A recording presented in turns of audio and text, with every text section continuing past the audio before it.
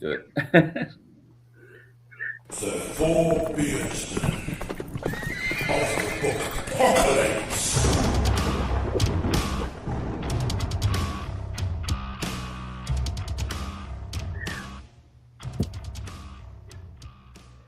Hello. Good evening, everyone. Good evening. Or good morning for some people. Good afternoon. Afternoon. Good day. Good day. Yes. Hello. We're back. And we're joined by not one, but two guests. Well, one of them is a guest beardsman because no David List again. He's got to work for his appearance. Yeah, true. We just preferred Thomas J. Devons today because why not? Hey, Thomas. You all right? Yeah, pleasure to be the stand-in American beard. And we are joined by Beth Tabler, who is not just the editor of Grimdark magazine. You just have a blog that people might have heard of. Is it the start of When We Leave or something like that? I think it's Yeah. Before we go blog, that is mine. Hey. Yes, it is a many hats episode of our podcast because Beth does indeed wear many hats in the indie publishing scene. But how's everyone doing? What are we reading? What are we doing this weekend? I've recently read this lovely one by. Oh God, he writes so wonderfully. Yeah. I was very lucky. I got one of the sort of second hard copies. The one time it was good to be in Australia, so I got a copy from Tim directly, which was very kind of him. So, did you read the first printed GDM magazine? He wrote a lot of stuff. I haven't, but I've got that on my to grab list. So it's very good. So, and that was Tim's first indie foray. So he's a hybrid author now. So Nice. Yeah, he's wonderful to work with. Also, yeah, he's just a good human being. Yeah, I'm lucky to chat him a few times. I know you guys have worked very closely with him. So so that's very good. So that's my finished reading. Then what was the other one I'm reading? Oh, I should see. We said earlier, you could come online and your brain stops. You've just finished the exhibit. Would the worst survive? Is it? Yes, we did it at the same time. Yeah. Well, I'm about halfway through. So okay, I finished it last weekend because I was stuck at a dance competition for 6 hours, so I had plenty of time to. Nice. I was about to ask, how the hell did you actually finish a book? How does that work? Because right from the time my daughter was performing, I'm like, I appreciate the effort all the other people have gone into, but I'm really more interested in my book. Sorry. So it's very good. Yeah. So that The Worst Survived by Phil Williams. That's very good. Apocalypse. Phil Williams. Whiskey fueled mercs. It's pretty hard paced. Yeah. Whiskey fueled. Yeah. Yeah. Very much so. And I've just started audioing the Feeding by A.J. Ryan. Oh, that's very good. I read that. Which is pretty a year ago. Have you read that? Yeah. Enjoyed that a lot. Let's see. I am writing. Soul post-apocalyptic. I'm writing 3 separate interviews this weekend with all the research going on with them. So there's been a lot of reading about the particular authors that I'm interviewing.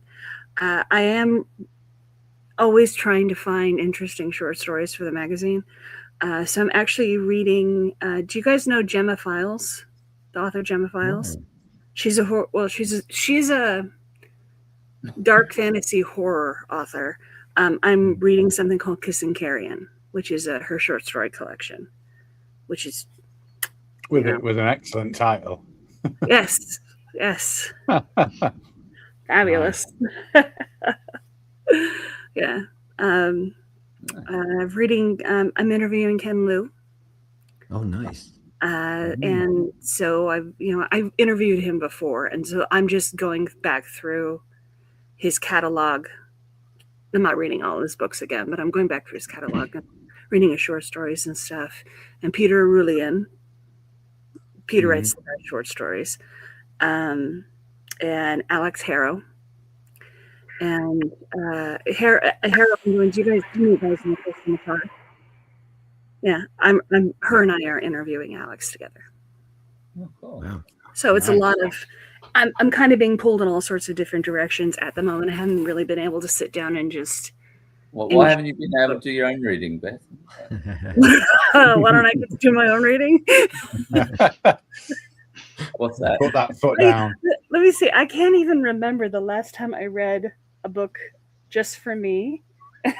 Well, what is that? 1986. Oh my God. I have like collections to study. My bad. Oh, I did read, do you know Quantum? The author Quantum? QNTM? He wrote There's No Anti-Memetics Division. It's a real high science fiction. I don't even know how to explain. Real high science fiction book. I read his book. Oh. But of course that wasn't for me. But I did read his book.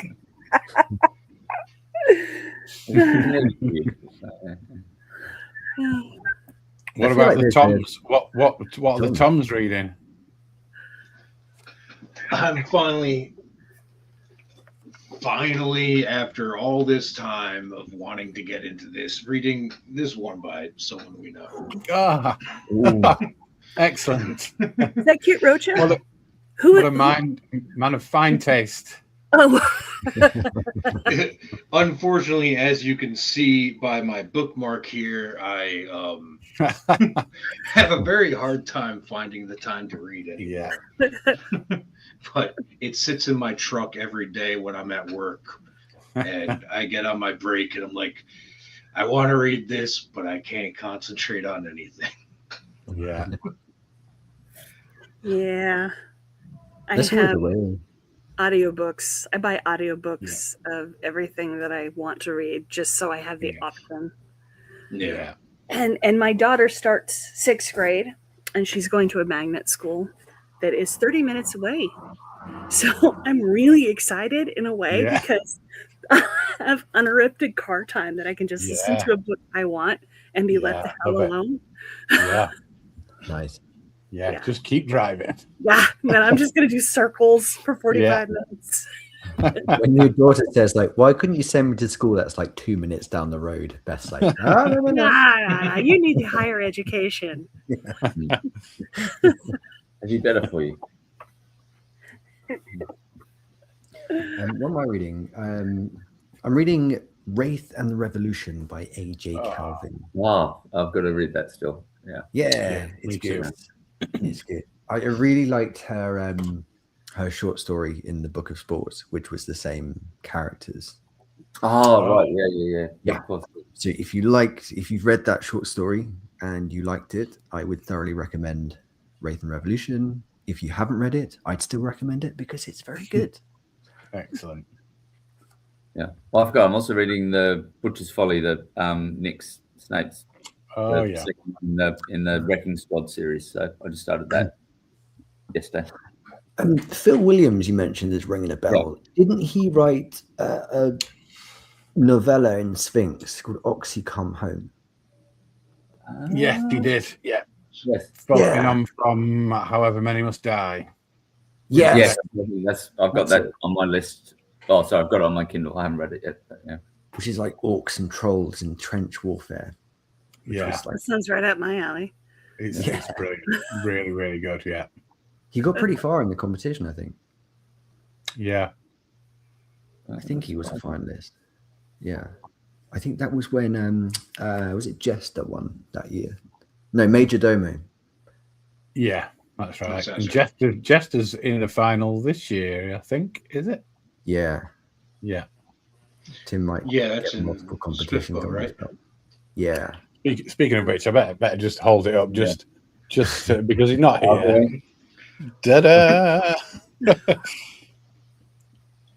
And contrary to popular opinion, that's not why he's not here. He's not got too big for us, and yeah. He just blocked us all on all the social media. We've just thrown him out of pure jealousy. That's how it works. Yeah, you're too successful. Get out. Good vibes. Good vibes. But speaking of too successful, I feel like we should discuss Grimdark Magazine and the book. Hey, ask away. How's that for a segue? I don't know. I think you've got a lot on your plate. You've got 3 interviews you're working on at the moment. You've got your own books you're trying to read. You've managed to find an hour of audiobook time, which is impressive. I suppose, like, how did it all start for you? Like, how did you get to this point where you are like this queen of indie publishing and getting the word out there of what book to read? Like, how did you get here? Okay. So about, gosh, it must be 10 years ago now. I just had my daughter and I was really bored.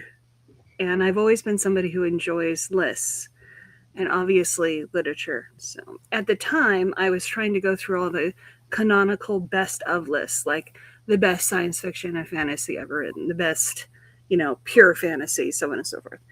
And I thought, maybe I'll start a blog and start talking about some of my little adventures of reading these books and what I think about them. No one is going to read it, but it was giving me something to do, which is why it's called Before We Go blog, as in before we die. I need to do this list. And then I was on Twitter and I started investigating the at the time the lovely Twitter community of authors and stuff, and there was a challenge of writing 30 days of content. I'm like, well, shit, I can do that. So I came up with 30 days of content just for funsies. And then and then the next month, and I had like 5 people come to my site, and I was just, 5 people read me? Oh my God, it was wonderful. Celebrated every person. And then the next month I decided, well, okay, I'll do it again. And then so on and so forth. And that's how Before We Go blog got a little bit bigger and a little bit bigger. And then I started, not everybody wants to see my opinions on everything. So I asked some people to join me on the site that I respected their opinions, but they differed from mine. I allow multiple posts on one book because I want varied opinions. Not every book is going to be everybody's favorite, but it might, whatever they have to say might push them towards reading it or not reading it or whatever. I got a little bigger, and then somebody asked me to join SFIFBO as a team member. And I didn't even really know what it was at the time. I'm like, okay, well, I can do that. Still reading. By about that time, I had written, 300 reviews or something, 200 or 300 reviews. Did that. And then I got asked, this site kept getting bigger and I kept writing more and more. And then I got asked to have my own team. And that's how I got invited into SFIFBO. James from Grimdark Magazine read some of my reviews and he offered me a test review. And I'm like, all right, well, let's do this. It was a 900-page book. I read it in a day and a half. I'm like, I want to ace this bitch. I wrote a big long review, and they asked me to come on board GDM as well. The thing at the time is that I had this giant back catalog of reviews that also got posted on GDM and really helped their content at the time. And this is about 5 years ago. Anyway, and so that started. So I had the 2 things going, and then SFIFBO. And we had our hands in lots of little pots. And at the time, my team was about 15 people on Before We Go. And then I started just pitching random authors for interviews because I've always enjoyed talking to people. And I started pitching some bigger ones because what's the worst they could say? No? All right. Good talking to you.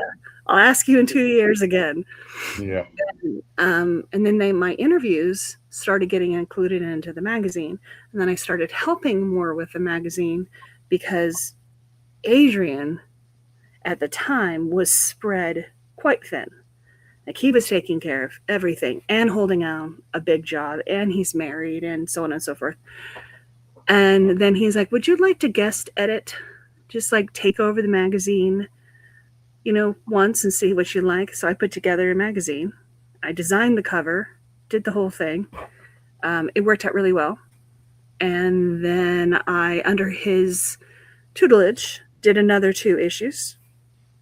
And he was really impressed. And the magazines went from 3 to 3.5 to 4 to 4.5. And I really liked that too. And then I got the magazine. And then I started doing that full time. So I'm still doing SPIFBO. I'm still doing Before We Go blog. I've still got 20 people working, 25 people at the time, had Baby Bo going as well, plus all the interviewing that I did. Like it just kind of spread out. And then then we got the opportunity to do actual physical issues. And that is a whole new thing I had to learn. And I did the first physical issue, learned how to do it, and worked with Broken Binding, then did the next one, and I designed all the covers, trying to enlarge the team a bit because I'm sure people are sick of hearing my opinion on things.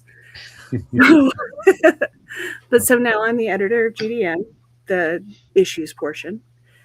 Adrian is the editor in charge of everything. We have a publishing section now. We are doing YouTube.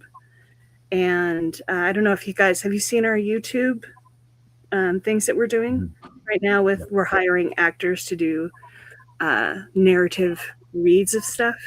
I did very see that. Yeah. Yeah, it's really exciting. I've got to work with some very interesting people. I've got to interview some really interesting people, and we'll just keep on going. This last year, though, has been pretty hard in my personal life. My mother-in-law developed Alzheimer's, and it was pretty debilitating very quickly. And she sort of took over our lives. So I actually dropped SPIFBO as the lead. Another very nice person is taking over that for me right now. The whole team is taking care of that for me right now. And I'm just working on the magazine until I get my feet under me. And then we'll go back to, lots of content and Before We Go blog. And I'm just trying to get myself back to taking care of somebody with dementia. Alzheimer's it's heartbreaking, and it's just the worst thing to watch. But she's in a memory care facility now, so we can start getting our lives back together a bit. And but it's real positive. People seem to like the issues. It's I was going to say, has it been a success going physical? Because I imagine there's a lot more cost involved. There's a lot more cost. There's a lot more risk. But it has been quite a success. The magazines have been selling out, which I never, ever thought would happen. People, I think, are a little harsher on the magazine when it's in physical print than they were when it's just digital. But we've got to explore a lot of very interesting ways of presenting things to the reader. Different ways of interviewing, different ways of reviewing books and stuff. Because we have more space and more media that we can put into it. Like color images and stuff. And we have a designer who does all that. And I have 2 artists that I work with. Like I'll design the look of all the art that goes into it, and the theme of the issue and stuff. And then I work with them directly, and they create beautiful. We're very anti-AI. So I have multiple checks on every single thing that goes into that magazine. How hard I was going to ask, I mean, because you're in this publishing sector with the magazine, like how hard is it to avoid AI? Because, we see stories of authors just getting hoodwinked. I think they're getting a cover designer and it turns out it's AI. Like I think Matthew Prindle with Bob the Wizard, that was like the famous one where it blew up. And he had no idea. I don't think, I gotta be honest, I think it's going to become increasingly difficult to avoid AI in some fashion, because even with, you hire a designer who draws everything, they probably still use attributes that have been created by AI along the way. Some, and a lot of them can't trace that. And it's not their fault.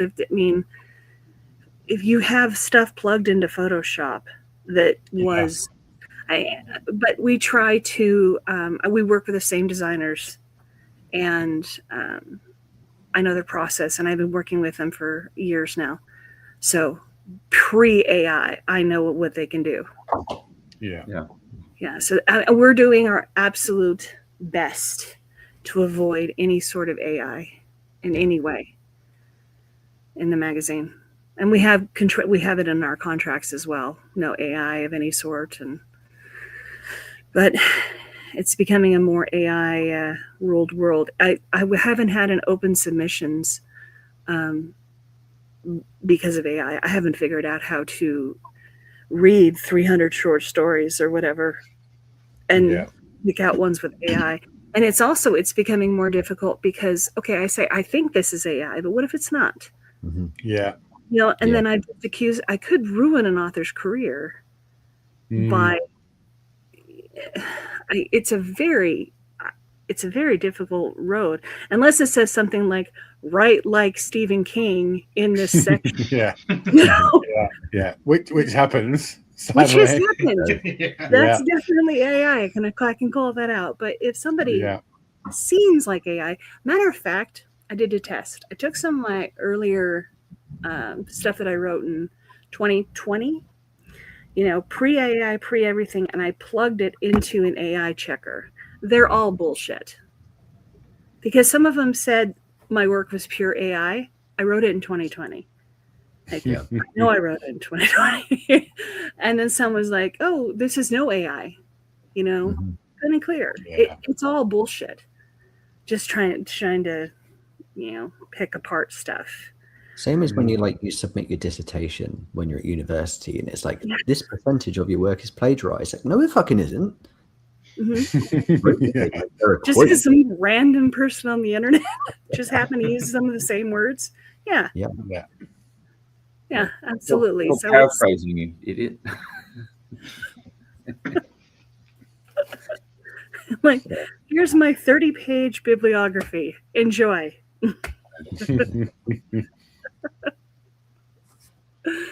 For good or bad, when I wrote my dissertation, it was well pre-AI.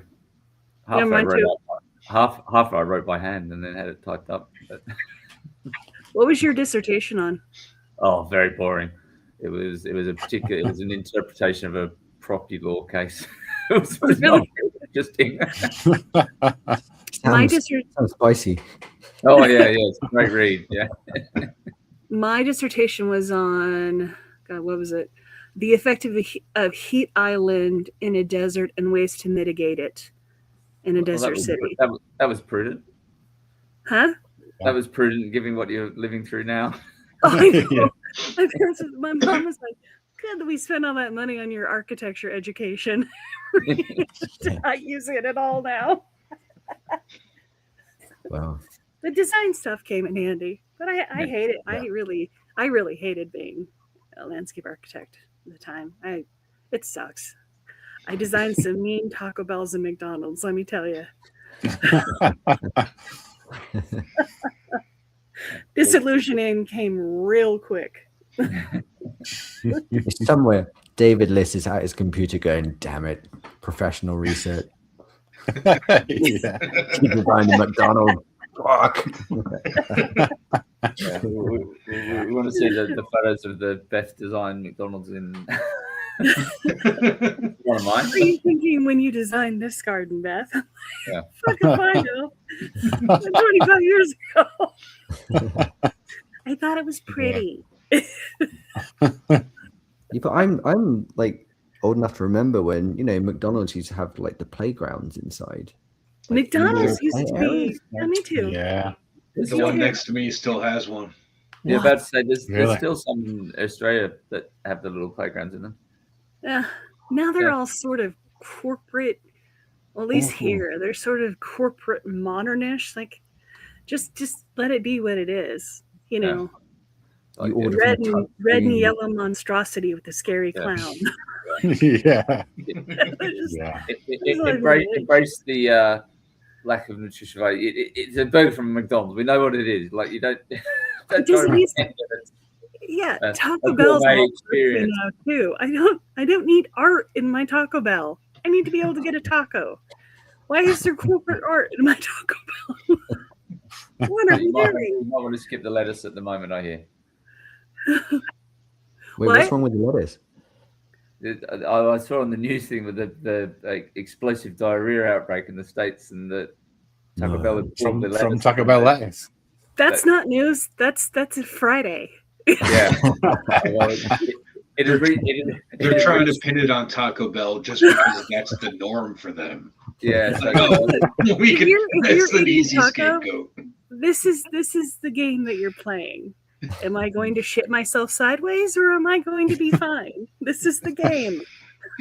I'm just picturing that James Franco meme when he's got the noose, like first time.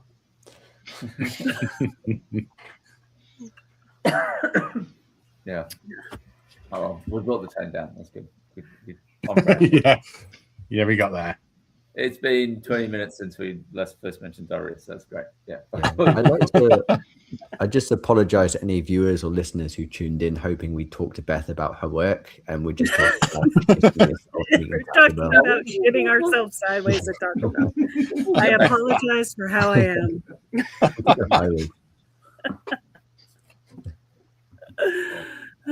Are any of you guys going to Worldcon No. this year? Sadly, No. no.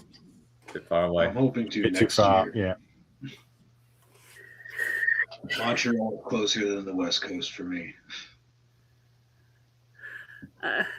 I'm going because it's, I don't know, like a 4-hour drive, so that works out.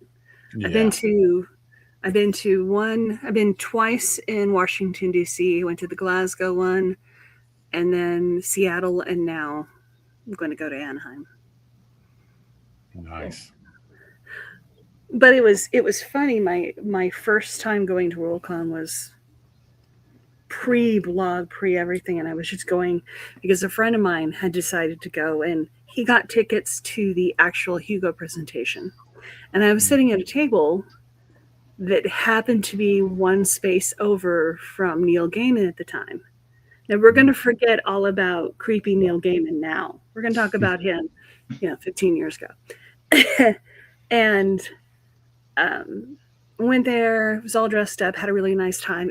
It was great watching everybody get their awards and stuff. I met Neil Gaiman. He was very, very nice, signed things. And then it's wild that, that moment has turned and twisted into me actually being part of, I have panels now. It's wild where the world takes you. Yeah. Yeah. And now I wouldn't interview Neil Gaiman now. I'm good. Yeah. I'm good. That ship might have sort of left the port, sunk above the ocean in a horrific I try to fashion. forget he wrote Sandman, honestly. Trying to separate him from Sandman. Yeah. So I was who's listening your to favourite person? Was it? Say it again. Go for it, Tom. I was going to say, I was listening to the audiobook of Norse Mythology by Neil Gaiman, literally as all of those stories started breaking out. I was like, oh, shit. This sucks. Yeah, well, I think Sandman was out at the same time. And I was really enjoying this. I persevered. I finished it because I spent a credit on this, and I'm halfway through on me as well. But it did sour the rest of it somewhat because he reads it.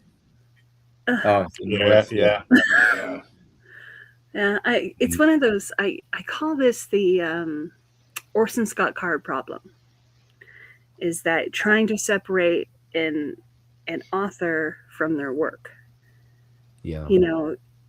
But it's difficult. Like as a consumer, and this is my opinion, and obviously you're all authors, so this is my opinion. We have very little power in this world. So if I choose not to purchase your book or support it, that's the only power that I have. You go on your merry, write your book, do whatever, but I'm not going to support you by purchasing from you because I don't support who you are as a person. That's how it is for Orson Scott Card. I love Ender's Game. I would do Ender's Game is probably it's either my favorite or top 5 book. But I don't talk about it and I don't write about it and stuff because I just don't want to bring any more attention to Orson Scott Card because I very much don't agree with his politics and the things that he has done to the LGBT community. So that's kind of the same stance I'm doing with Neil Gaiman. I took his stuff down off my site, I believe. I had reviewed a lot of his earlier comics and I have reviewed most of his books. But do you support the author? Do you support the artist? Do you separate them? Or the work? Do you separate them? Can you? Not everybody's perfect. The author owes us nothing.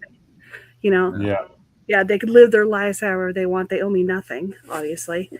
But it's one of the problems. I think you hit the nail on the head there. Is that if it's their stance is something you find objectionable or thing, then I think that's what else can you do? But it's not. You're not actively campaigning against them as such. Or, I'm not holding little picket signs. Yeah. I forget which author. Well, I had similar, not anything like that, but it was a traditional published author. It actually responded to one of my comments on Twitter. I thought, amazing, and they went, yeah, anti-climate. It sort of went, I'm not really comfortable. It's a shame. I really want to read more of your books because I was really enjoying them. But at the same time, I'm going, yeah. And I know, I'm not going to. My direct action won't necessarily affect their sales of it, but I took a similar approach to what you said there, Beth. Maybe I'll just set that aside. There's plenty of other stuff out there. And we do live in a golden age of writing right now and access. So if I don't read your book, I have 500 other books waiting. Well, actually, according to my Goodreads, I have 3,400 books waiting to be read. I thought mine was bad. Well, they're not all physical, I hope. Come on, then, speed up. Get your shit together. Come on. I stopped clicking that want to read button. I don't need that shit taunting me all the time. What a weighs on you, right? FOMO? Well, I make it worse because I have a spreadsheet where I put everything on there that I'm trying to plan to read, and it's like, I can't. I think if I put something in a spreadsheet, I'm going to have a little mini panic attack. I think you'd probably need an administrator to operate your spreadsheet, to be honest. I created my husband is a developer. He created me a little program that looks and scrapes my Goodreads and just picks a book for me. And then tells me, this is what you're reading. This is what you're reading. Is that done at random? Like, what's the that criteria? Makes me feel anxious. Yeah. Well, you can give it more parameters. The first in the series, that kind of thing. But this is what you're going to read. This is, and he said, I don't want to read that, or I already read that. It'll go on to the next one. I was trying. It sounds like Tinder for books. It so Swipe. Right. He's just made Tinder, man. Binder? Book Ender? Binder, yeah. Binder. Absolutely. That's the way forward. Yeah. Well, if you think about WorldCon, just remember that hopefully you'll have to be coming to Australia in 2028 because I know I will. Brisbane's trying to bid. I was looking at that the other day because I think because they vote. Is it at the next one? They vote for the next place. I think I think it works something along those lines. So I think it's Australia and Germany are bidding for 2028. So Adrian lives in Brisbane, so like I really have to go. You'll have no excuse not to go. Yeah, no. Well, I live a bit further south, but I'll definitely be making the. Even though everything in that country is trying to kill you, everything. Yeah. Not including no, Charlotte Cavendish, of course. Yeah. I have to tell you about the shit that Adrian gave me one time, years and years ago. I learned about what do they call the prehistoric danger birds that live on the beach. Cassowaries. Yes. Yeah. Yes. And I'm like, what these birds just hang out and they can gore you? I mean, what the hell? Yeah, and they've got like a sort of I don't know how it calls up with this sort of peak on the head, which is like a bone type thing, and dinosaur deadly, and they've got big like barb hooked on their claws that they can. I mean, if you've read Violence and Vigilance, they're pretty close to what I think that might have inspired some of David. Yeah. And I'm talking to him about it, and he's like, "Yeah, we have to when we go down to the beach, we have to wear protective vests in case." Oh no! I know you're fucking with me, dude, but still. Yeah, that's just to get in the water before we fight the sharks. So yeah. Oh yeah, and jellyfish, jellyfish. The jellyfish are like further north from where Adrian lives in Queensland. They get the box jellyfish, and there are parts of the time where you just can't go in the water because these things are like really bad. But he did make. There is an area where not many people live. Yeah, sorry. He did make the point about the states that while there are things like box jellyfish and stuff, we have bears and cougars and all sorts of shit that's trying to kill you here. Yeah. And then I even told him about my parents lived out in the desert for a long time, like on a ranch. Mm-hmm. And we had something called wind scorpions. Has anybody ever heard of a wind scorpion? No? Okay, wind scorpion or a sun spider. It's a cross between a tarantula and a spider. And it's the size of your hand. And the front of it looks like a scorpion. It's got like pinchers and stuff. And it rears up on its back legs and it chases you. And it's armored and it's venomous. And I was telling him a story about one chasing me and my dad, and us trying to kill it with a broom. I mean, it's the size of your hand. He's like, yeah, okay, and you don't want to come to Australia? You had that by your front door. Yeah, I wanted to be nasty and small, but they're nothing quite like that. I've just Googled the wind scorpion. It is a face hugger. Yeah, it's a face hugger. Holy shit. And they were in my parents' garage. Yeah, like no. you have to be careful. Oh no! And you piss it off, and it chases you. Shit, spiders are not supposed to chase you. I thought you were going to, because it was called a wind spider. I thought it was going to be like a flying squirrel and sort of fly on the wind as well. Yeah, let's just make it better. It's just nightmare fuel. No. Oh dear. So if let's put an end to this spider talk. Otherwise, I'm going to go bizarre. So I'm going to play. Children of Time. I've got a strange urge for something like that. Oh yeah. Yeah, just a short episode today, guys. Don't worry about it. We're back next week. Next week on Spider Chat. So I've got a question for you all. If we're going to play this, what's been dubbed the Beardsman Rec Bingo, do you want to work as a team or do you want to go one by one and compete? Oh, I think one by one. I don't want to let anybody down. Good We're just worried your encyclopedic knowledge. Let's just be honest here. I can't remember the name of books for shit. So for anyone that's not tuned in before, I'm going to ask each contestant for a number between 1 and 70. We've had an upgrade on the categories. That person has to then has 2 minutes to give me a book that contains the element that I read out. Some are very, very easy, and some are very, very hard. So, I reserve the right to grab a book off my shelf. You can grab a physical by all means. Yeah, if that book gets shown on screen, that's even better. So I'm going to go clockwise on this screen, starting with Mr. Charlie Cavendish. Oh damn! I hope I wasn't first. Okay. So you'll have come across some of these before and completely forgotten the answers. So yeah, absolutely, yeah. Give me a number between 1 and 70. 69. I knew that was coming. Oh, you're gonna regret that. Give me a book that contains icicle impalement. Oh, Jesus! I will be very, very impressed if you can get a point. I mean, if it helps, there's that scene in Final Fantasy VIII where Squall gets impaled by an icicle spell. I mean, an ice spell would kind of work. Yeah, I'm trying to think. I'll get images of. I'm sure. Well, the Game of Thrones is a tough round one.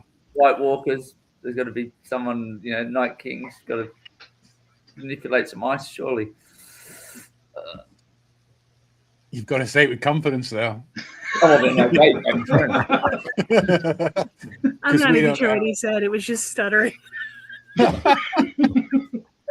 Oh, damn! No, I think you're gonna kill me there. Are you gonna forfeit round one? Yeah. Okay. I mean that's fair. Okay, then Beth, you're up. Hopefully, this one will be a bit easier. 12. 12. Oh, easy. Oh, good. A book that contains a main character that betrays another. Oh, for fuck. Okay. Okay, you have someone that doesn't have that.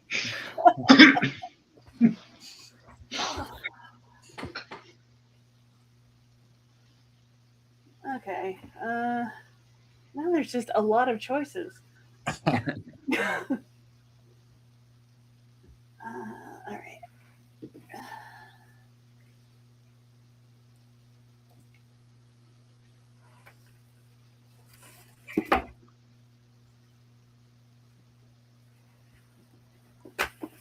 Hunger Games. Hunger Games, yeah. I'm down with that. Excellent.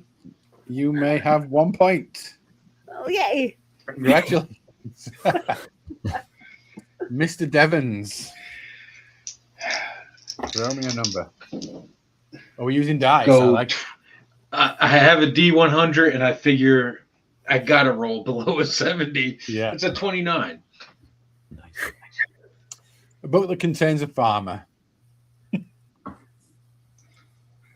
God damn, it's so hard. Charlie's question, it wasn't a matter of forgetting everything. It's just I don't know that book. I don't know books with that. This one, I know lots of books with farmers.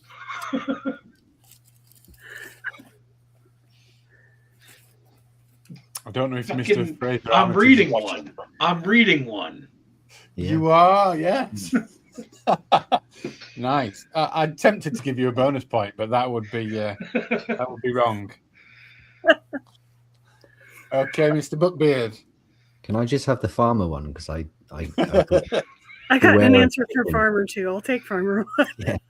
Beware of Chicken by Chicken Farmer, which is a very good book. A very good series. Nice. I will have number 39. A book that contains a heist. I'm sorry, Charlie. You must be feeling quite betrayed at this point. Oh, I'm marking this. Don't worry. It will not be forgotten.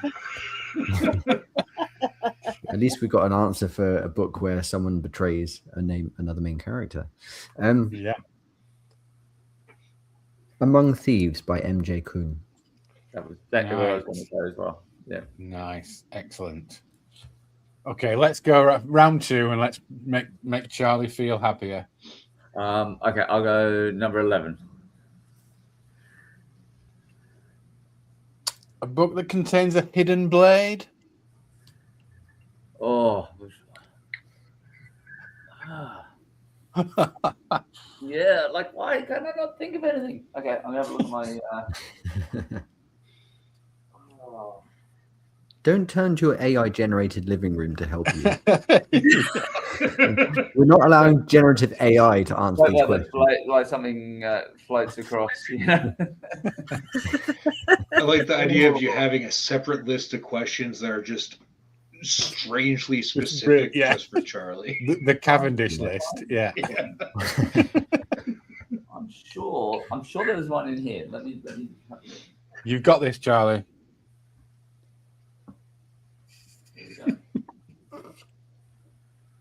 Thankfully, I didn't put pants on today, so that was good. Excellent. Yeah, good. Excellent. That was, which is would highly recommend. Very, very good book to read. Underrated.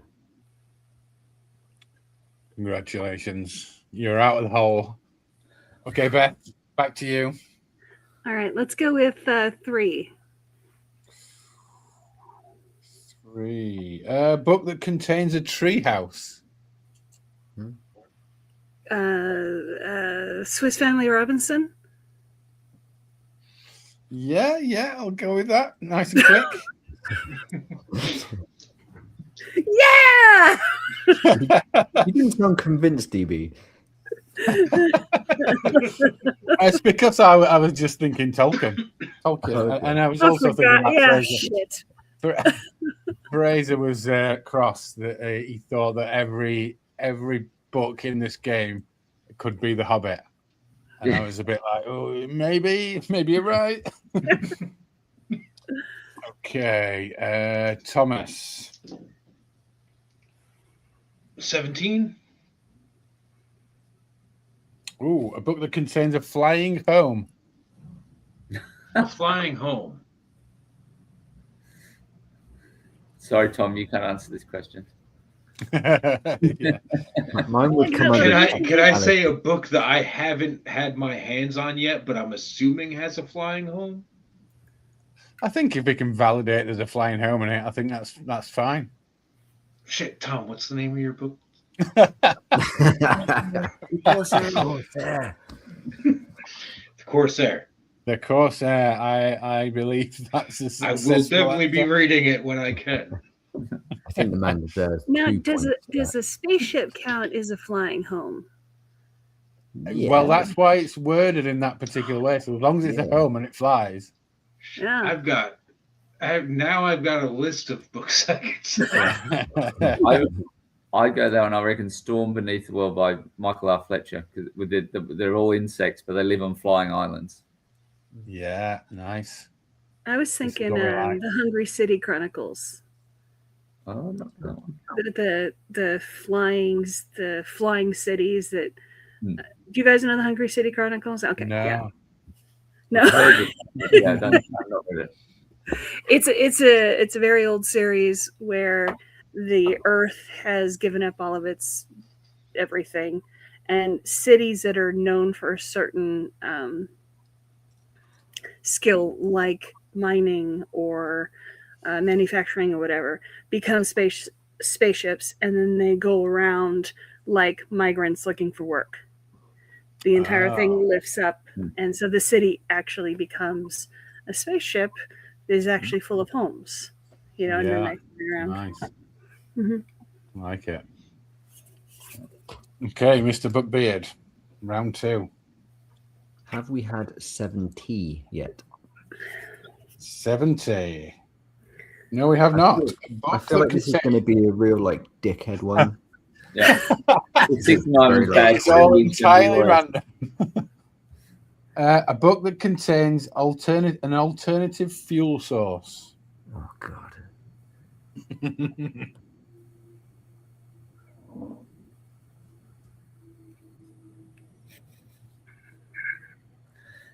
I mean, what does the Corsair? Does the Corsair have an actual alternative source? Fuel? I mean, it has a fuel source, whether it's alternative or not. You mean like something alternative in world or alternative? Well, this is it. If you can argue and sound confident about your answer, I will probably take it. This might be a cop out, but I'm going to say, and this is like the fuel source is magic, because it's a magic system, which I thought was quite innovative. Yeah. Bone Shard Daughter by Andrea Stewart, where magic is created by etching runes into literal bone. Nice. Yeah, I'll take that. You could do Brandon Sanderson's series where you swallow the different metals. Oh yes. Yeah. Alloy. Yeah. That one. Yeah. It's on my shelf. Hold on. Alloy of Law. That's one of them, anyway. Yeah. Actually, technically, the book I'm reading, Wraith and Revolution, the cyborg main character does refuel by drinking chocolate milkshakes. Nice. So yeah, Great I'll go with that. alternative fuel source. Would any Star Trek book work? Like dilithium crystals? Oh yeah, I guess so. Yeah. that's a strong shout. Yeah. Nice. The Star Wars. See, we're exercising our minds. This is good. And if you learn to expand it slightly, I would say potentially our Ferris Hollow episode with the Dodgem cars. That was a definite alternative fuel source. Sadly, we haven't written that in book format quite yet. Oh, it's only a matter of time. One day. I mean, I'm expecting the requests will be coming soon. I fear wrapping my head around the Beardsman RPG and into turning that into a novel would melt my brain. Canon. Here's first the Beardsmen, like they do the novelization of the movies. There's going to be a novelization of the Yeah.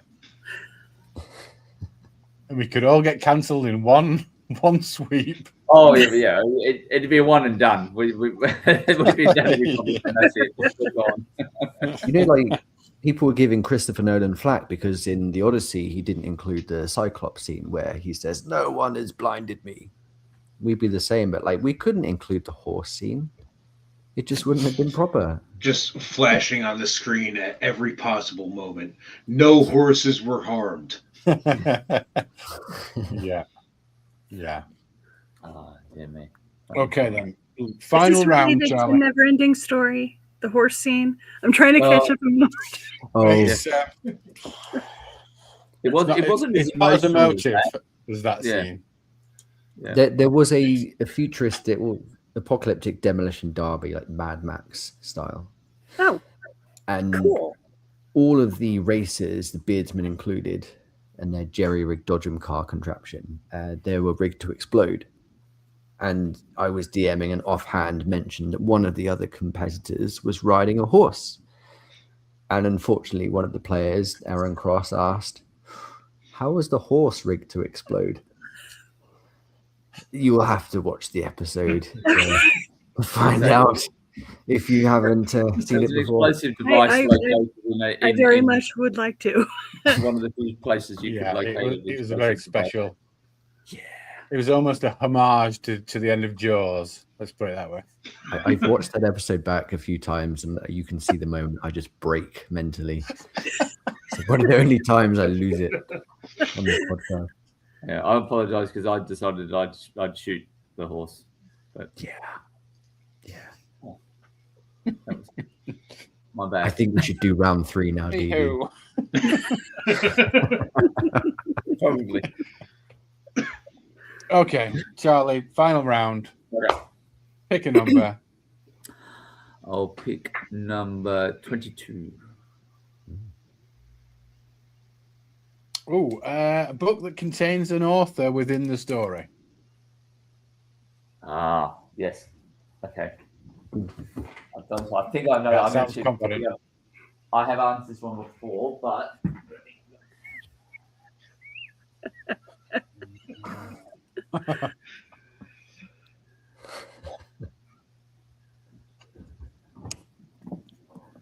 okay. Oh yes. Ah, right.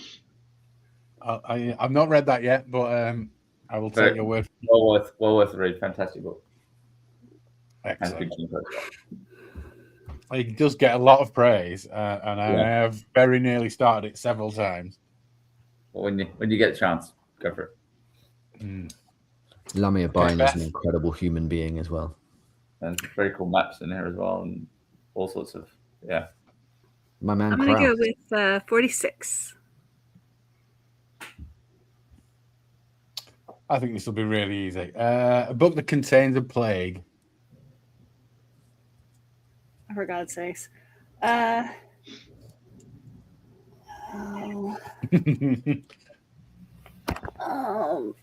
Meyer Grant's books. What are they called? The zombie books from the zombie books from any zombie book. The zombie books from Yeah, Max Brooks's World War Z. Yeah. Yeah. One of the best books I've ever read. Shall we say pick a book that doesn't contain a plague? Is that easier? Let's see. I went through a plague phase. As one does. Yeah, as one does. It doesn't contain a plague. Stormfront. Jim Butcher. Hey. Bring it. Bring it. Thomas, you're up. 56.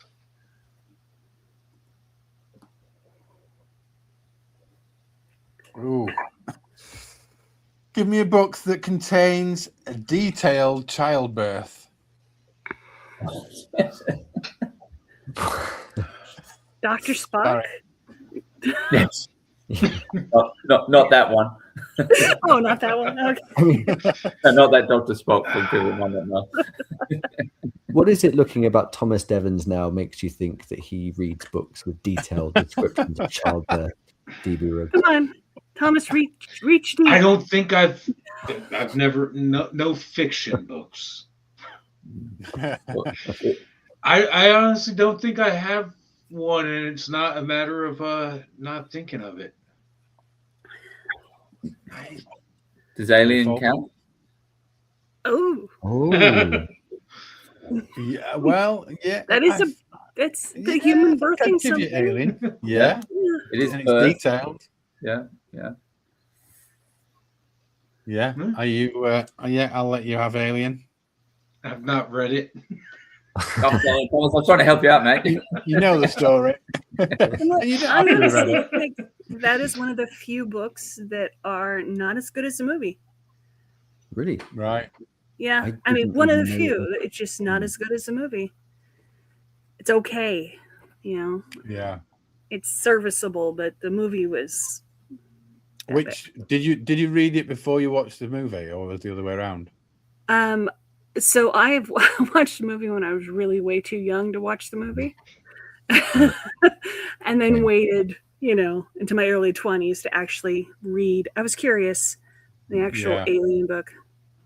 Any of the 007 books are like that too. If you've read any of the James Bond books, they're terrible. Really? Poor writing. Great movies, poor writing. Sorry, tangential. Go ahead. we love that in these parts. Well, you think about Alien books, though, I did read Tim Napper's Bishop, which was set in there, which was very good. So that's centering on Bishop after the sort of scenes in the movie. So that's a lot of fun.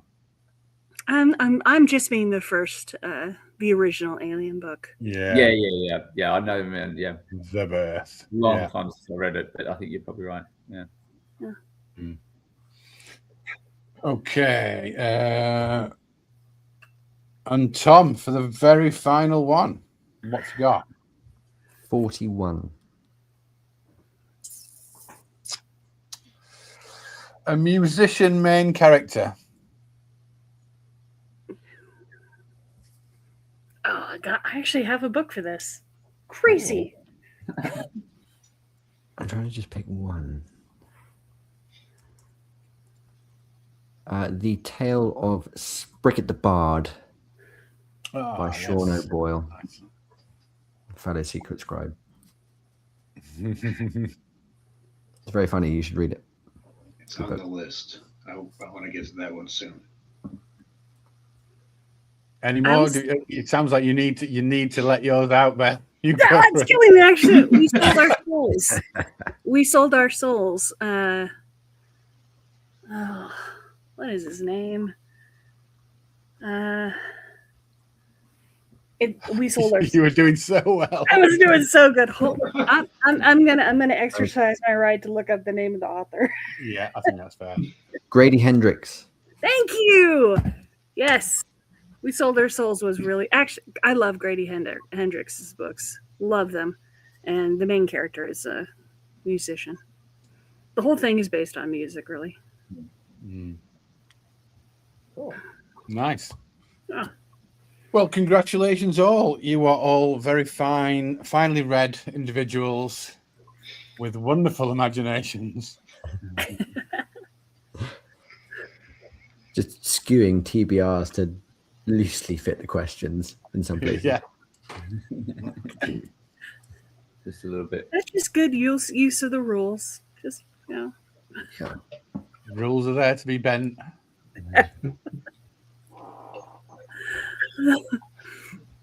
Very much so. Very much so. Oh, that's just missing too long. All good. All good. I think just moving on, I mean, Beth, what's next for you? Like Grimdark Magazine seems like it's in a good place. You've got a physical print run going on.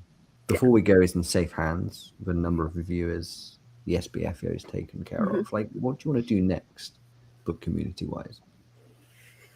I think I'd like to work on my own anthology, or maybe do one with Grimdark Magazine. I enjoy shaping anthologies and stuff as an editor, you know, and getting people together. That would be a great challenge.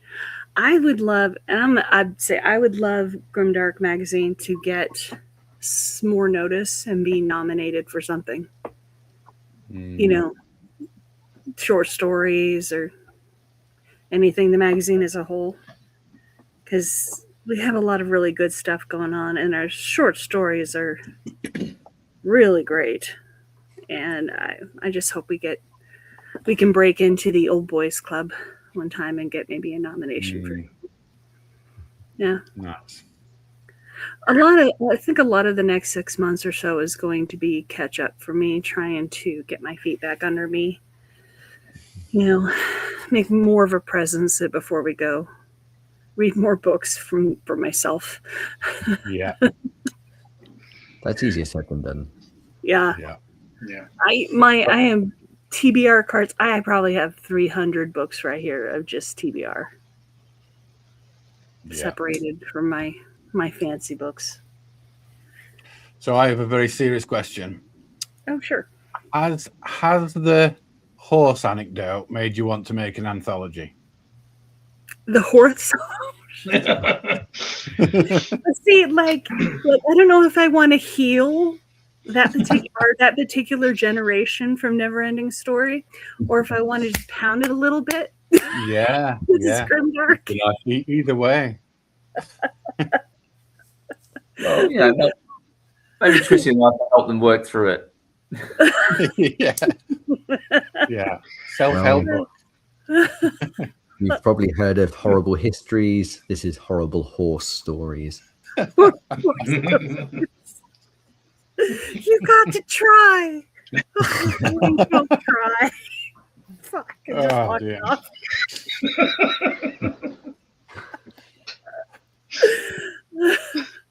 God, movies did some really screwed up things to this particular generation. Yeah. Like, oh, yeah. This is what is another one?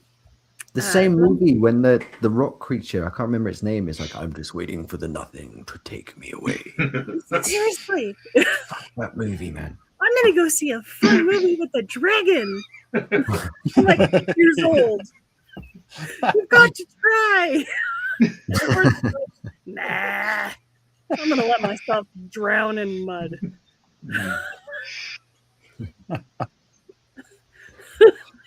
Scars. And all the Disney movies where the mother gets shot, on screen. Yeah. Andy's mom, or the dinosaur. The what's the dinosaur one? Dinosaur's parents. What's it called? Yeah. With the tree stars. It didn't pay to be a mother in those Disney films. They had very low, Yeah, right up there with survivability. right Yeah, up there. Brothers got it as well, like Mufasa. Yeah. Oh yeah. Just happily, let them fall and be run over to death by elephants. This is great. Yeah. Kids are so soft now. Don't even know the pain. No. Yeah, and then what was that? Was it Warship Down? Nice film about rabbits. Oh, God. Yeah. I've been desperate to rewatch that recently. Why? And maybe show it my kids. I think they should. Yeah. Got to toughen them up a little bit, Yeah. I mean, they're old enough not to be too mentally scarred, right? Yeah. Yeah. We all need a bit of scarring. It's Too old then. You waited too long. You really got to get them in there when they're young. To be like, yeah. I let my daughter read our cover story for the October issue, which I can say is written by Ken Liu. He's writing the cover story, and it is so good. It might be one of the best stories I've ever read. And I'm like, wow. You sure you want to read it? You sure you want to? Yeah. She's like, yeah, Mom, you read so much. I want to read. She's proud of me and stuff. And I'm like, okay, well, here you go. And then it's short. And she's like, why have you done this to me? Why would you let me read that? That hurts, Mom. That was damaging. So did you have a balance between professional pride and like motherly disgrace? You say which part of Grimdark made you think it was a happy story? I said it's Grimdark magazine. Did you expect butterflies? Unless they're trying to like eat you. This is Grimdark. Undead butterflies. Yeah. Yeah, and the undead. Yeah. Well, undead butterflies. Mental note. That sounds a good story. Yeah. It does make me think of a question for the whole panel, because we're talking about grimdark, which, let's be honest, it's one of the more traumatizing genres, right? That's the whole point. Yeah. Okay. That and romantasy. Yeah, and whilst we're having different kind of trauma, I think whilst we're having this sort of group therapy session, we're talking through these traumas from our childhoods and our children's childhoods, right? Particularly grimdark. And to the whole panel, what would you say are some of the most traumatizing scenes or stories that you've read? Okay. I'm gonna grab the first one that I could think of. I don't mind going first if that helps. Oh, please go ahead. Yeah. Has anybody read The Wind-Up Bird Chronicle by Murakami? Oh, I have read Murakami, but I have not read that one. Okay. I'm not going to spoil, but I still think about this one particular scene from that book pretty regularly. And I read that book several years ago. There's a scene where not like a minor character is reliving his war stories. And there's a time where he has no choice but to watch his commanding officer in the war flayed alive. And the descriptions that Murakami gives in this scene are so visceral. It was so disturbing. I had to go back and read it again just to make sure like I understood how disturbing it was. And yeah, that fucked me up. But it was a very good does stay in your mind, doesn't it? Yeah. Mine's similar. I think I can't remember which book it was, but Brian Lee Durfee. He had a character who was he had like all his limbs removed and put in a box and like sent to the enemy. Well, sent back to where he came from. But it's kind of, I don't know, it tickles that Metallica's one kind of thing where you're kind of begging for death, but he's kept alive. And that idea of being kept alive with so many bits missing really gets in my brain. And that's probably the worst scene I've read for a long time. I'm just going to lift this up. He knows why. Don't fucking spoil it for me. No, I'm not going to say. He knows why. He knows is that up there? Is that actually up there? It is, and I still don't forgive you. I don't forgive you either. Oh dear. Thinking back, I can tell you one of my, I don't know what this says about me as a person, but I can tell you one of my favorite scenes that I've read recently is from the Maleficent 7. Oh yeah, yes, that's great. I love that book. I just love them reveling in being bad. And the scene with the vampire who like chops bits of the guy off and then feeds it to them but keeps them alive. Yeah. Okay, don't say which guy because it's my current audiobook. Oh, I won't. They're all bad, you know. Yeah. But I loved that book, and that scene actually has stuck with me quite a bit. Yeah. And interesting that it's about being kept alive rather than being killed. Yes. That's the bit that gets up your spine. Actually, 3 of the 4 we've had so far has been the person kept alive. Yeah. Whilst things are being done to them. Yeah. The one that Charlie refers to is the reader is being kept alive, reading that scene, DB. Yeah. Yeah. Tortured. I like that book so much that I asked him to be a cover to write a scene write a short story that takes place in that world, and it was one of our covers. Oh yeah. 2 years ago. Yeah. I love that book. We had him on the show, didn't we? Not too long ago. Beautiful man. Yeah. Yeah. And but then you read the Last Mage on the Moon, and you think, is this by the same author? Because it's complete 160. Loved it, but really, probably my favorite books I've read this year. But completely different space to Maleficent 7. I'm like, can you write a sequel, please?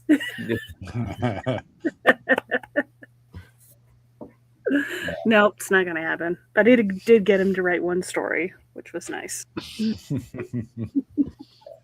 good. Very good. Enjoy that. Go on, Thomas. We need to know your trauma. What have you got for us? You can share with the class. I don't really have one. I can't. Well, I'll have something to say, but I can't think of any particular scene in a book that was particularly scarring or traumatizing. Like, I guess in that regard, I kind of have a weird desensitized thick skin. So I'm just going to go with I'm not going to say the name of the book because once I say what happened, it'll be a spoiler for anyone. But there's a particular fantasy book that one of the main characters has a wolf, and that wolf dies.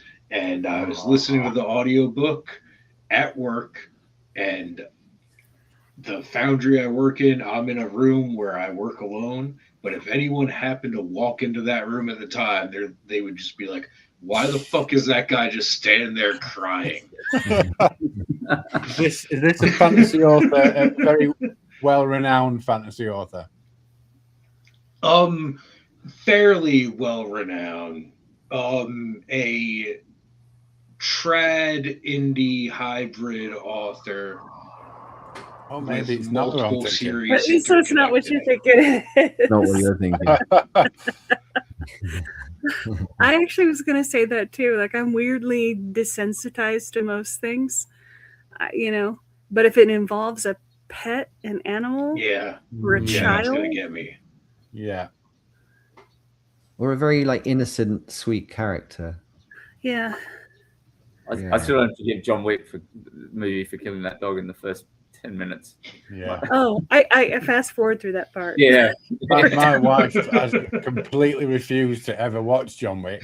So I've never seen it beyond the first one because I'm not allowed to have it on. the house. Also, I don't say they don't kill any animals after that. He just stays really angry. So Yeah. Yeah.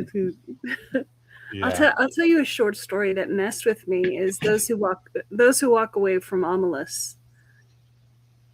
Do you guys know that short story? No. It's a masterpiece. It's Ursula K. Le Guin. It's very short. It just poses a problem to the reader, and the reader has to decide what they want to do. Come upon a city. The city is perfect. If you join the city, you will live the perfect life. Health, wealth, family, love, everything. No disease, no war, no nothing, okay? But to live in this city, one child has to live in abject misery from the day it's born until the day it dies. We're talking living in the dark, never has a hug, never learns to speak, always, hungry, crying. That child has to exist in that condition for you to be in this city. So do you stay or do you walk away? That's the whole premise. Oof. And so, yeah, so that's one piece of writing that's always really stuck with me. I have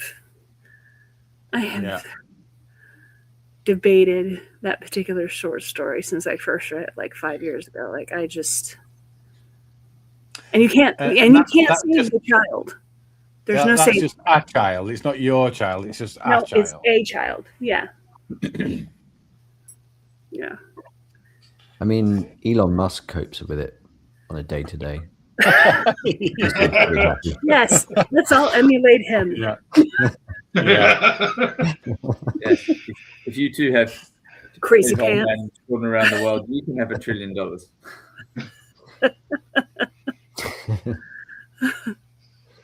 Yeah, and that's it's actually a very grimdark story. I don't think grimdark is nihilism. I think it's great characters given agency to make great choices. Good choices for bad reasons or bad choices for good reasons to them. It doesn't have to be constant slaughter and raping and everything sucks and then you die. Because even with that turns into torture porn. Yeah. You have to have some sort of one ray of light for characters to reach towards. It's always been for me more about real than grim. Like, just not afraid to go into the real. Yeah. Like if you've got two fantasy military stories, one is war is wonderful and we will vanquish our foes. Another one is men are going to shit themselves when they're getting hacked to pieces. That is real. That's not like dark fantasy. That's just real, isn't it? That's just death and war, and grimdark's not afraid to be honest about that. If you look at Lord of the Rings has more war and death in it than many grimdark books. It's just how it's presented. Yeah. You have the quest and the old mentor, and everything's going to turn out right, even though so many bad people have to die. And there's no point where Frodo says fuck this and walks off the mountain, Yeah. which would be a very human or Valid choice. elvish, I'd read that. reaction. I'd read that. You don't want this bullshit. I'm just gonna be over here. You guys go ahead and I take want care. this fucking ring. It's short. It'd be a short story, and like, nah, you're good. I'm Like, where are the eagles? Yeah. Can I get a lift with the eagles? Why are we walking?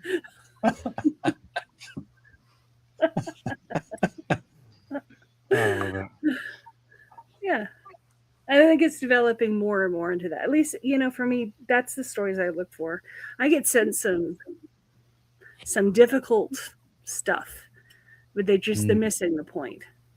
It's not, I'm not interested in just pure hate and gratuitous violence for the sake of violence, because frankly, that's just very boring to read. Yeah. I think you hit the nail on the head. I think having that element of there has to be a reason for them to get out of, otherwise why would you bother? Just sit down and give up. Like, Yeah. there's some drive to improve things, if not for them, for someone else, or for I think that drives the story, doesn't it? Mm-hmm. And it's just much more interesting. Yeah. People can latch on to it and stuff, unless what they're looking for is the hero's journey. They're definitely not going to find the hero's journey. No. They might find a villain's journey. Yeah. Mm-hmm. Oh, there's a wonderful series of books. It's one of those things I can't remember. They're like this thick a piece. There's 2 written already. And it is about a boy who starts off in sort of like an orphanage and discovers that he has some powers. And it goes from there. And it's actually him becoming the Dark Lord. In the 3rd book, he's going to become the Dark Lord. And it's that sort of... Yeah. It's so good. I'm just waiting for the 3rd book. It's so good. And I have like 4 copies of it here in this mess. Well, anyway. Like largely Prince of Thorn, that whole York's journey, like, he's a bad person. That sort of, similar sort of, you work out pretty quickly. We're not following the good guy here. There are no good guys. Yeah. We have badges coming for the conference that I ordered that it says like GDM. This is there are no heroes next to it. It reminds me of that. I can't remember. There's that comedy thing. There's David Mitchell or something. They're in German uniforms and they're going, "Hang on, are we the bad guys?" Yeah. Nobody thinks they're the bad guys. Yeah. Yeah. It was comedy, but it made quite. If you think about it, it makes quite an interesting point. Like,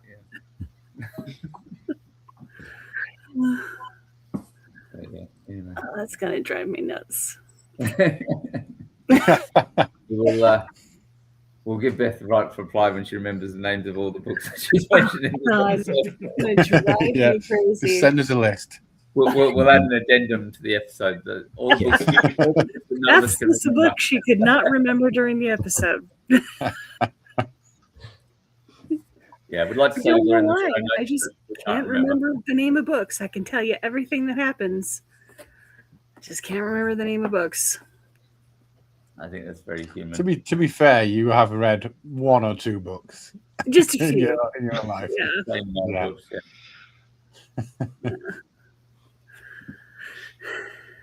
And there are some that I forget. Have I read this? Shit, I can't remember if I've read this. And then I end up reading it again. Oh, yeah, this is familiar.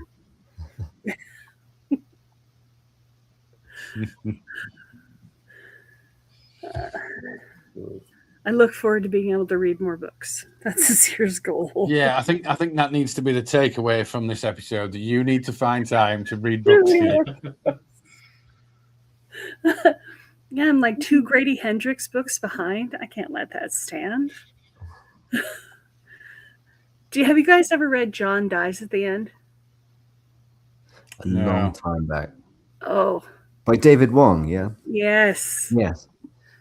He has the next book in that series coming out in a few months. Oh, no way. Yes. So that actually might be a book I'll sit down and read because I love his books. So in a few months' time, we're gonna invite you back on the show. Beth, let me tell you about that book. But then she won't remember who the book's by. But it was good. I'll remember the cover. I'll have it in my hand. This book. I think as we're sort of approaching the end of the episode, it's only fitting that we do pick Beth's brain one more time, and that is with our closing question. Sure. But the good news is we can get Thomas to answer it as well, because his Beardsman episode was an RPG, so there was no closing question. Shit. Ah, Thought I got away with it. that was a sick episode as well, of like the zombies with the mobile phone screen eyes. I love that one. Anyway, are we going to ask the usual question, DB, Charlie? I think so. I think we must. Yeah. All right.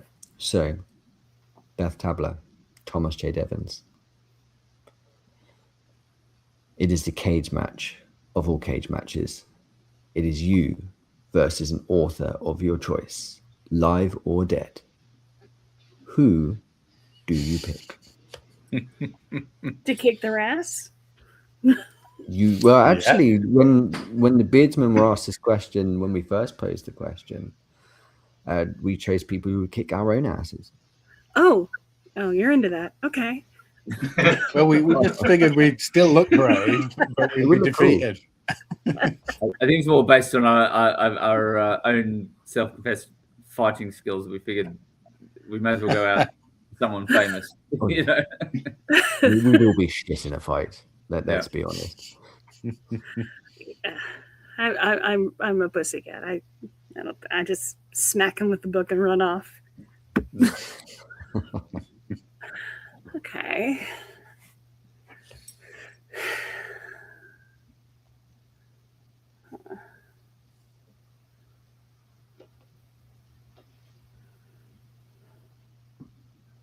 I think it's been a while. If DB and Charlie want to throw in their authors as well, like by all means. Oh. Okay, that's a tough. I thought I was off the hook. No, you are not. No.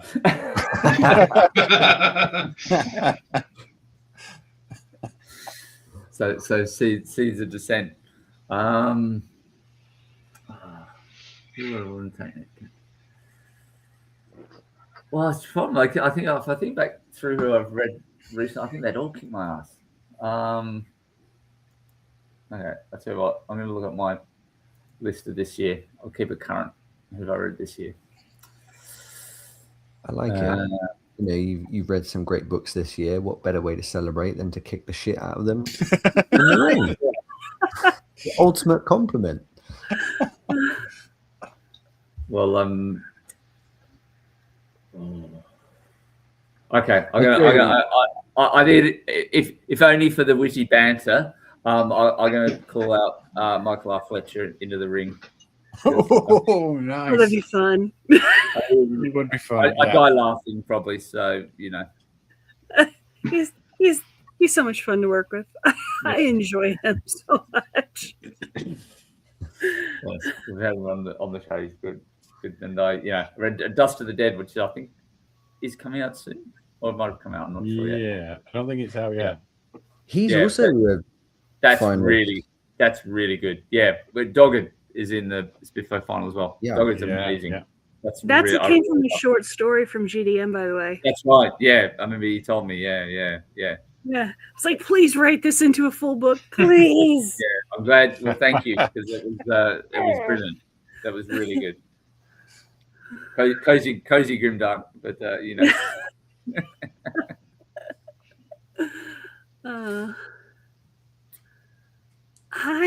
I'm gonna have to go. Okay, I love Stephen King, and the only way I'll ever be able to talk to him and interview him or whatever is probably if he's kicking my ass in the ring. Yeah. 75, 80 years old, I'll just stand there and let him come up and kick me and ask him some questions. I got kicked by Stephen King.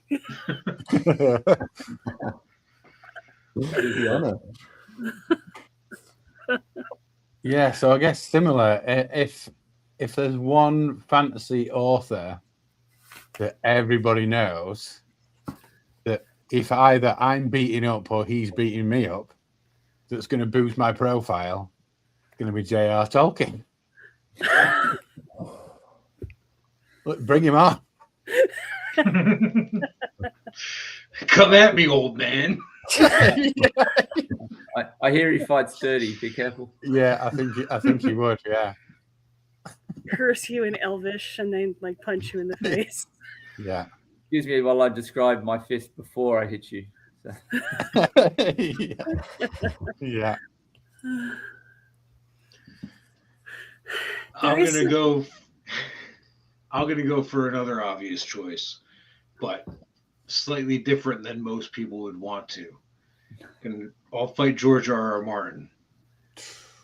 Okay. But as I go in for the first swing, I'm just gonna pat him on the shoulder and go, "It's all right, man. Just don't write it if you don't want to." I thought you'd say something like Patrick Stop Rothfuss. listening to the internet. Just it's all right. Just do you. Yeah, nice. I like it. Yeah. Yeah.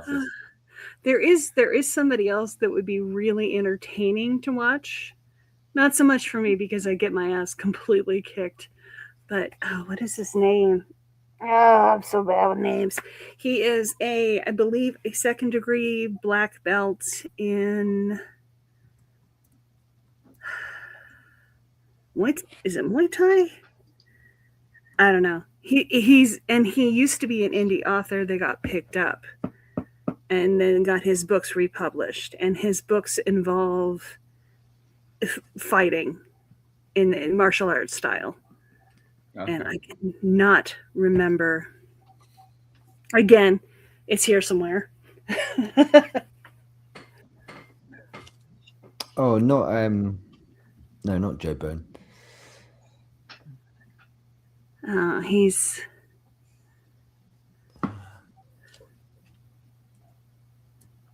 grappling martial arts. Combat codes. Thank you. Oh, yeah. Yes. I can't think of his name either. Okay, we'll have to cheat. I want to apologize to him because I actually know him fairly well. I just can't. I can't. It just disappears. Yes, combat codes. Alexander Darwin is the combat code. Yes. Yes. Well, very nice man. Very cool. I'm sure he'd have fun beating the hell, showing off some of his grappling moves. Armbar, tapping out. I'm tapping out. Well, I think we're hopefully going to have her on shortly. I've read, it's not out yet, a beta version of Maya Karate's Way of the Wardens. And if you've seen her Instagram profile, she does MMA fighting as well. So I think that'd be definitely one author I wouldn't be picking a fight with because it's physical proof. But maybe that's better. Maybe it'd be quick. Yeah, quick and painless. It would be very quick. But not painless. or quite long as I run around the ring going, don't hit me, don't hit me, don't hit me. Can you gently put me in an armbar? Is there a gentle? Go to sleep. Yeah, I survived. Yeah. Hopefully I can wake up. Yes. Oh, good. I was a third degree. Thank you very much. That's funny. I think Thomas had just nipped off to actually have a fight with an author. So we just have to give him a minute. Yeah. Did you take care of him? Is he going to talk to you anymore? You know? You ain't got to do that shit anymore. Was that Mr. Martin? Sorted him out. Yeah, get off my doorstep. Yeah.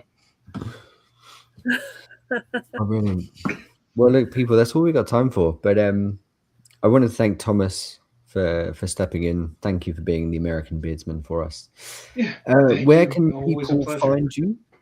What's your latest book we need to check out? My latest thing would be the Revolting Peasant Press zine and audiobook on cassette, which you can find digital versions at revoltingpeasantpress.itch.io. And I'm almost ready to announce eventually, hopefully, will be out this year, is the third book in the Vermin of the Old Empire series. Ooh. This one's going to be a novel, it turns out. Nice. Oh. You can find me at Grimdark Magazine. You can find me at Before We Go blog. Anybody can email me. My email address is on there for Before We Go blog. If you do email me, please be aware that I get a lot of email, but I do try to get back to everybody who emails me with questions or anything. I just have a large volume to go through. I'm trying to get back into social media. X kind of killed it for me because it's just a bunch of assholes now. Yeah. I used to really enjoy the presence of the book community on X or Twitter when it was better. But I feel like I'm too old to understand the other social media. But I have profiles on them I check every now and then. But mostly, leave me a message on my email or whatever, or Facebook. Facebook is becoming one that I actually am becoming more available on. So awesome. Well, thanks for joining us, Beth. It's been a pleasure. This was so much fun. I really look forward. I'm glad we made it out. Very entertaining. We're back next week, and we're joined by RJ Barker next week, is it? Yes. Yeah. Oh, Yeah. I have his books right here. But you can't name them. But they have real pretty covers. I have the broken binding versions of his books. Oh, nice. I have got so I've got many them, books not from the broken pretty binding. ones. Huh? I've got them, but not the pretty ones. I have bought so many books from broken binding just on principle that I could have bought a down payment on a car with all the stuff that I bought from them. Yeah. But yes, beautiful books. Anyway, thank you everyone else for watching, whether Yes. you're watching live or later on. Please do the like and subscribe thing because that helps, I think. Yeah. Appreciate it. Yeah. Cool. And This thanks is to our a lot regular of fun. viewers. Thank you. Thank you to people who stopped Thank you very by. much. Thank you so soon. much.